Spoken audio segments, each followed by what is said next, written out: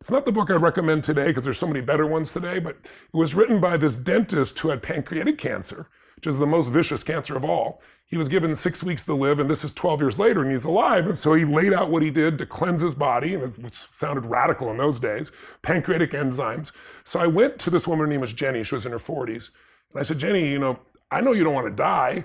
I said, but just going home and do nothing, why don't you read this book? This guy was in worse shape than you, and see if you wanted to apply this. And she read it and she got inspired. And I gave her As a Man Thinketh to kind of work on her head a little bit.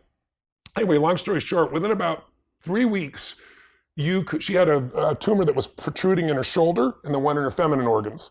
And you couldn't see anything 3 weeks later on her shoulder. And at the period of, I think, about 9 weeks when she was supposed to die, and she looked good, she had great energy, and literally looked transformed. The doctor finally said, this is crazy, let's do exploratory surgery. So they went in her body, and all they could find left of the cancer was something the size of my pinky's fingernail. And so the doctor said, this is a miracle. She said, it is a miracle, but let me tell you what I did. And he was like, no, this is spontaneous remission. I don't want to hear what you did. What you did doesn't matter. But she's in her mid-80s today. She's still alive. And that shifted me from victimhood, like, oh my God, cancer could strike me down, to believing I'll be great.